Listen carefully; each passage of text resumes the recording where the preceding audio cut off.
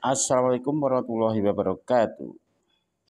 Bapak Ibu, kali ini kita akan membahas tentang informasi penting untuk ASN dan hakim.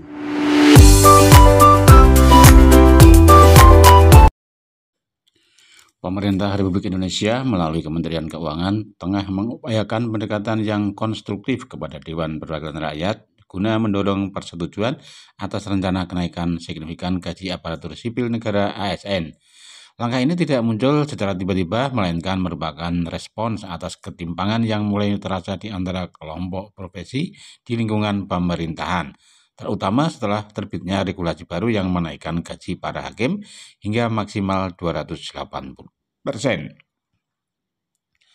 Kenaikan gaji bagi hakim yang dimaksudkan untuk menjaga independensi serta integritas lembaga peradilan memang sudah lama dinanti dan merupakan bagian dari reformasi struktural dalam sistem peradilan.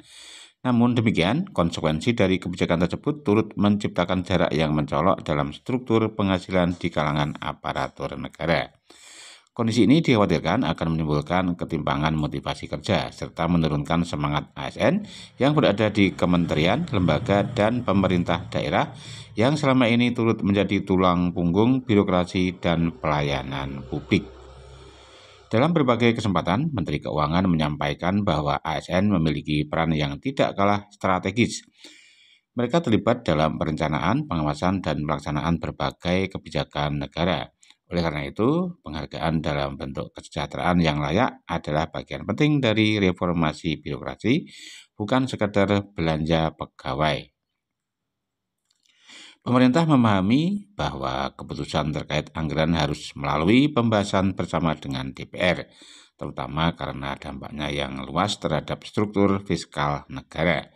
Oleh karena itu, Kementerian Keuangan tengah menyusun skema yang komprehensif, bukan hanya menaikkan gaji semata, tetapi juga menyelaraskan sistem remunerasi agar selaras dengan kinerja dan tanggung jawab jabatan. Dengan pendekatan ini, diharapkan kenaikan gaji ASN tidak hanya menjadi beban anggaran, melainkan juga menjadi investasi sumber daya manusia dalam sektor publik. Selain itu, Menteri Keuangan juga menegaskan bahwa usulan ini akan disesuaikan dengan kemampuan fiskal negara dan dilakukan secara bertahap. Pemerintah tidak ingin kebijakan ini membebani APBN secara drastis, namun tetap ingin memastikan bahwa ASN dapat menjalankan tugasnya secara profesional tanpa harus terbebani oleh persoalan kesejahteraan. Dalam forum-forum resmi, pemerintah mengajak DPR untuk melihat persoalan ini secara menyeluruh, termasuk dampaknya terhadap efektivitas pelayanan publik, stabilitas birokrasi, dan persepsi publik terhadap keadilan di lingkungan kerja pemerintahan. Pemerintah meyakini bahwa ASN yang sejahtera akan berkontribusi lebih besar dalam mewujudkan birokrasi yang bersih, efisien, dan melayani. Dengan argumentasi tersebut, pemerintah berharap DPR dapat memberikan dukungan politik dan anggaran terhadap usulan ini.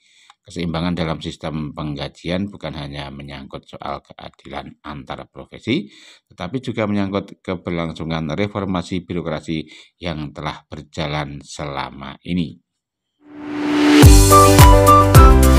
Demikian kajian kita di video kali ini, semoga ada manfaatnya. Terima kasih. Wassalamualaikum warahmatullahi wabarakatuh.